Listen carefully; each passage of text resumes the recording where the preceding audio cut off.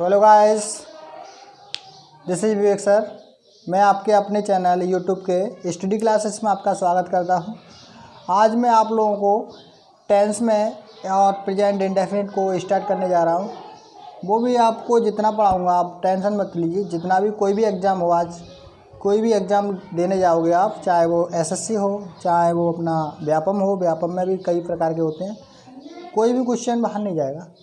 जितना कराऊंगा और बहुत शॉर्ट एंड स्वीट कराऊंगा, डोंट वरी, और बिल्कुल अच्छे से समझ में आएगा।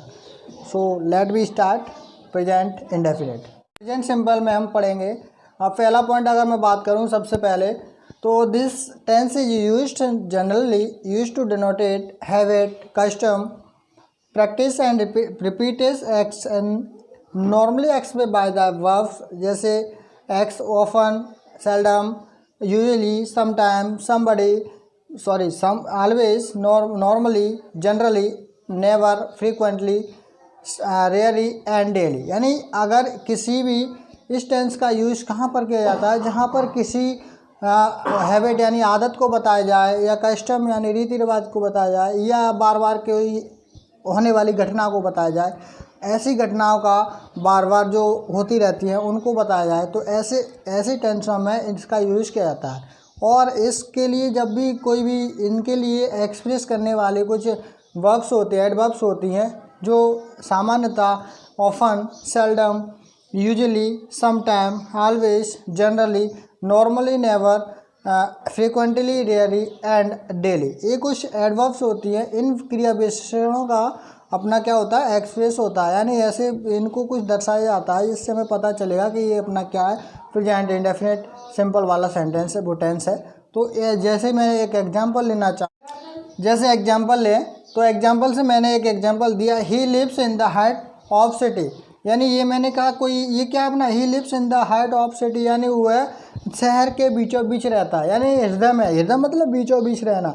यहाँ पर इन द हार्ट का मीन्स हृदय नहीं, यहाँ बीचों बीच है, यानी वह मध्य में रहता है। तो यहाँ से मैंने ये बताया कि वह कहाँ रहता है, वह शहर के मध्य में रहता है, बीच में रहता है। तो ये क्या हो गया, ये कि स्टेटमेंट दे दी हो गया। क्या हो गया, ये कि सिंपल में स्टेटमेंट हो गया।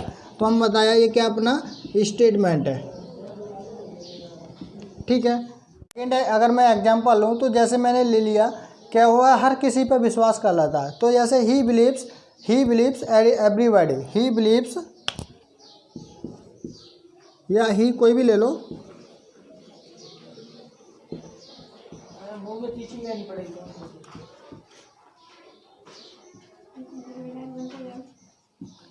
वो हर किसी पे विश्वास कर लेता है।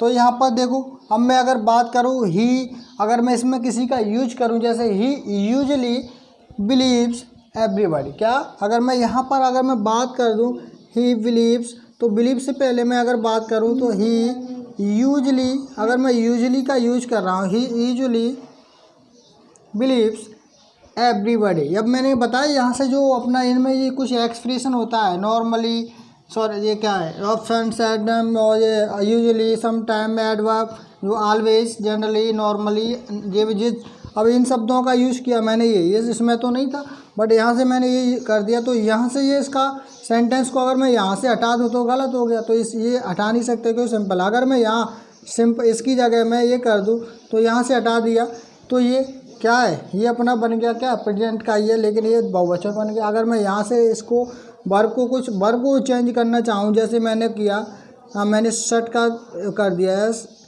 SUT, शर्ट, तो यहाँ से इसका पता नहीं चल रहा है कि सिंपल प्रेजेंट है या सिंपल पास्ट है।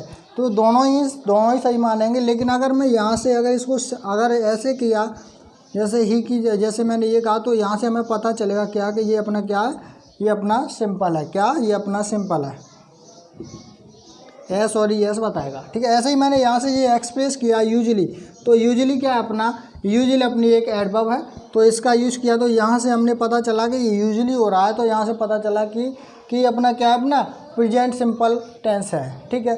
तो इनका एक्सप्रेशन होगा, ज़रूर होगा। तो ऐसे सेंटेंस को हम कहीं नहीं रख सकते, ओनली हम कहाँ रखेंगे, प्रेजेंट सिंपल की श्रेणी में रखेंगे। एग्जाम्पल लेना चाहे, जैसे मैंने एक बात की, मैं उसे जानता हूँ, मैं उसे अच्छी तरह से जानता हूँ, आई नो हिम वेल, मैं उसे अच्छे से जानता हूँ। क्या, I know him well, I know him है, ये मैं सब्जेक्ट हो गया, ये नो जानना हो गया, ये अपना ऑब्जेक्ट हो गया, ये अपना एक अब अलग से ऑब्जेक्ट के बाद क्या, ये अपना कुछ भी मान लो एडजेक्टिव हो गया। तो वेल कैसे, अच्छा है। तो मैंने कहा ठीक है, तो ये क्या है कि स्टेटमेंट हो, क्या हो गया अपना ये भी अपना एक स्टेटमेंट हो गया। ठीक है, तो एग्जाम्पल ले लिया। अब मैं बात करूँ सेकंड पॉइंट की, तो सेकंड पॉइंट देखते हैं। अब सेकंड पॉइंट देखें हम, अगर दूसरा नंबर बात करें तो इफ़ इन सेंटेंस, यदि किसी सेंटेंस में two actions are there, the clause which comes after, if, before, when, after, until, unless, as soon as, in case and till। यदि किसी भी सेंटेंस में, यानी किसी भी सेंटेंस में यदि कोई भी सेंटेंस इफ़, बिफोर या इन, ये before, when, after, until, unless, as soon as, in case, till, इनसे अगर कोई चालू हो रहा है, स्टार्ट हो रहा है, प्रारंभ हो रहा है, तो ऐसे सेंटेंस कहाँ से, जब इनके बाद में जो आने वाला सेंटेंस है, यानी ये जब चालू हो रहा है तो ये वाला जो सेंटेंस है इसके बाद हमेशा प्रेजेंट इंडेफिनिट वाला सेंटेंस होगा। ये सेंटेंस कौन सा होगा, प्रेजेंट इंडेफिनिट वाला सेंटेंस होगा। कब, जब जिस सेंटेंस में ये शब्द आ रहे हैं, if, unless, before, when, after, until और as soon as, in case of till, यानी ऐसे सेंटेंस में जिनमें हमें इन चीज़ों इन वर्डों का यूज़ किया जा रहा है, जैसे कि ये बताए हुए मैंने, तो इन सेंटेंस के बाद हमेशा प्रेजेंट इंडेफिनिट टेंस की क्रिया रखी जाती है। आई बात समझ में। जैसे मैं एक एग्जांपल ले लूँ, कोई भी एक एग्जांपल लूँ, तो मैंने एग्जांपल लिया, इफ़ ही कम्स हियर, यदि वह आता है, यदि वह यहाँ आता है, आई विल हेल्प हिम, तो मैं उसकी क्या करूँगा, हेल्प करूँगा। तो सेंटेंस को ऐसे पेपर, ये तो सही है, बट पेपर में ये कैसे आता है, एग्जांपल के तौर पर अगर करेक्ट इनकरेक्ट वर्ड आते हैं तो कैसे देता है वो, if he will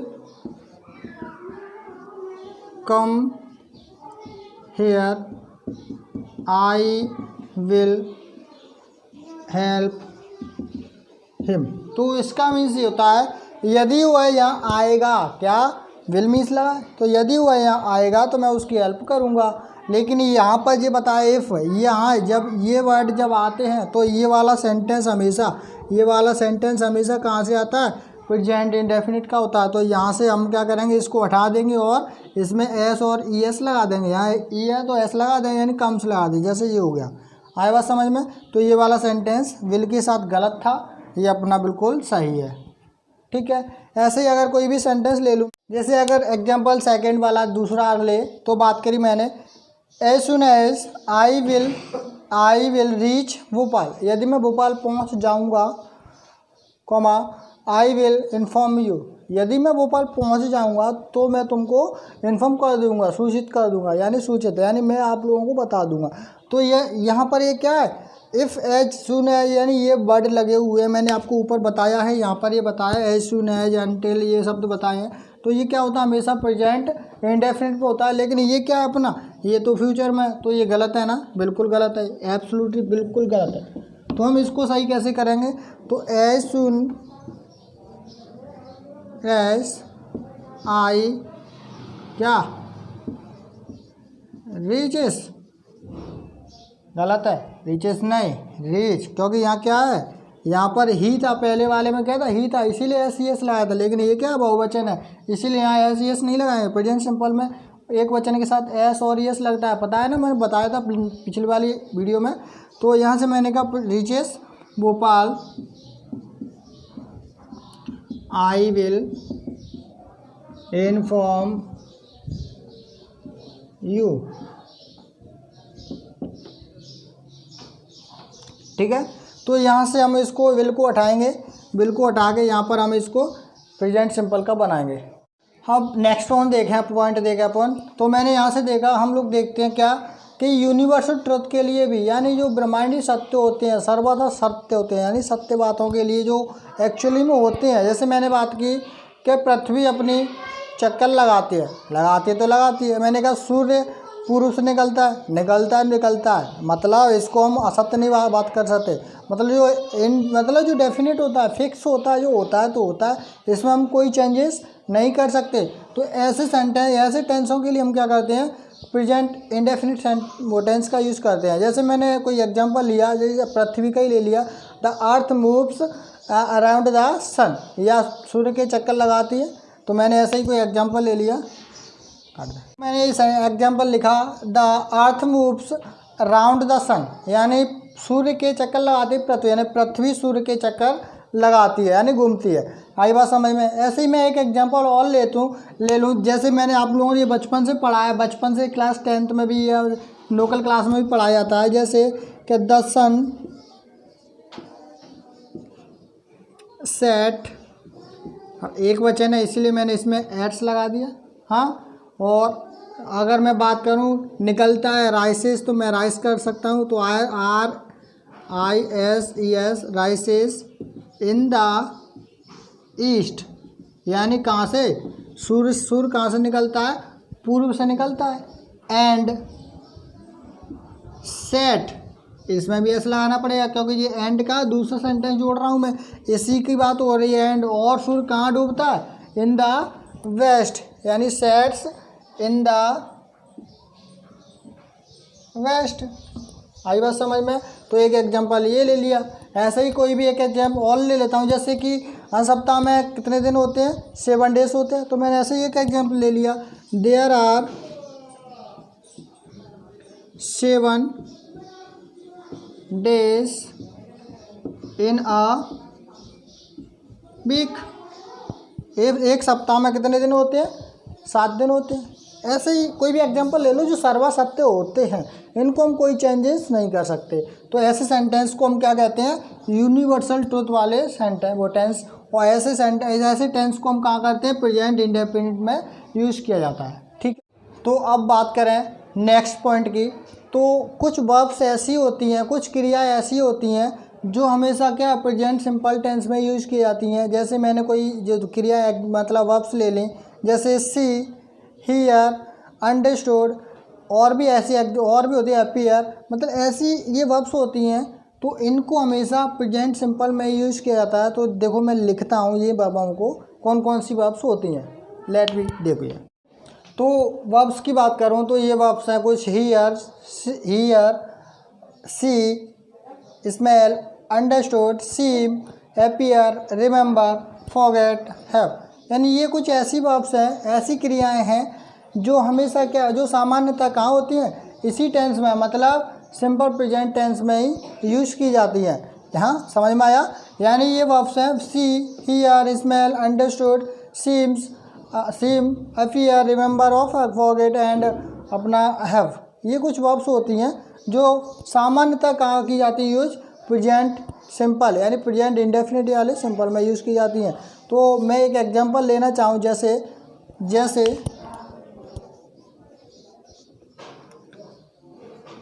he has a big shop in the city.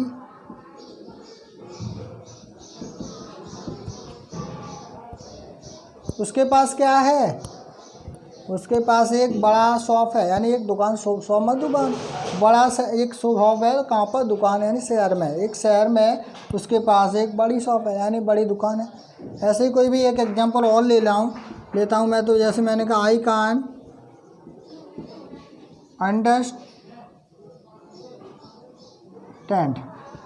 Can understand your problem. ठीक है, या एस लगा दो, प्रॉब्लम्स, मैं आपकी समस्याएं, या समस्या एक लगा दो, ऐसा हटा दो, समस्या या समस्या, यानी मैं आपकी समस्याओं को समझ सकता हूँ। तो ये क्या है, अपने सिंपल प्रेजेंट टेंस के लिए यूज किया जाता है। आया बात समझ में। ऐसे ही कोई भी एक एग्जांपल और ले लो। तो अब हम बात करते हैं next point, this tense is also use to express the plan future action, यानी जो भविष्य में जो होने वाली अपनी जो योजना हमने सोच के रखी होती हैं, उनको बताने के लिए हम क्या करते हैं, सिंपल यूज प्रेजेंट टेंस का यूज़ करते हैं। जैसे मैंने बात की, भविष्य में कौन कौन सी योजनाएं हो सकती हैं अपनी, जो हमने बताई नहीं है लेकिन हम सोच के रखे हैं, उसको क्या क्या हम मतलब करने वाले हैं।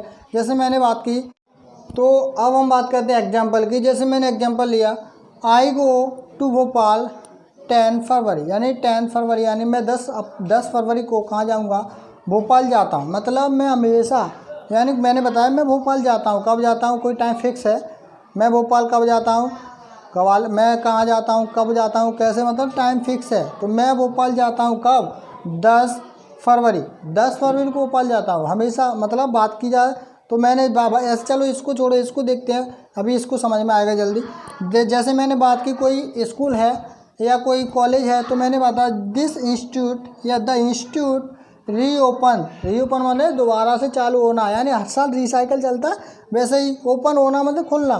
तो रीओपन मतलब पुनः खुलना। तो दोबारा से कब चालू होता है, इन मार्च, मतलब मार्च में चालू होगा। यानी जो इंस्टीट्यूट है वो कहाँ पर कब चालू होगा, मार्च से स्टार्ट होते हैं, मार्च में चालू होते हैं। ऐसे ही मैंने बात की कि मैं भोपाल जाता हूँ, कोई तारीख है, कोई फिक्स है, मैं 10 फरवरी को जाता हूँ भाई साहब, तो जाता हूँ 10 फरवरी को ही जाऊँगा। ठीक है, आई बात समझ में। चलिए, तो इस टेंस के लिए आज के लिए इतना ही काफ़ी, इस टेंस के लिए इतना सफिशिएंट है।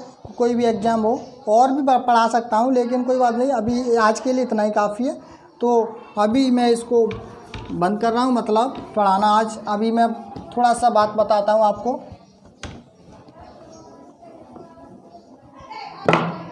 तो अभी जो मैंने पढ़ाया आज के लिए, क्या आपको जो भी एग्ज़ाम देना हो उसके लिए सफिशिएंट है आज जो मैंने बताया। और अगर इसमें आपको कोई भी डाउट है या कोई भी आपको कुछ कन्फ्यूजन है तो आप मुझे कमेंट के ज़रिए बताइए। और अगर कोई न्यू स्टूडेंट है मेरा, तो वो आप सबसे पहले अपने चैनल को, अपना चैनल है स्टडी क्लासेस मुरैना बाय विवेक सर, इसको सब्सक्राइब कीजिए और ज़्यादा से ज़्यादा शेयर कीजिए एंड लाइक कीजिए।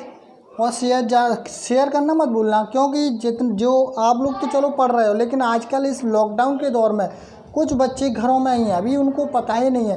तो उनको पता चलेगा जब आप उसको शेयर करोगे उन लोगों को, तो उनके पास जब जाएगा तभी तो पता चलेगा। तो आप सबसे ज़्यादा शेयर कीजिए इसको, जिससे उनका भी भला हो जाए।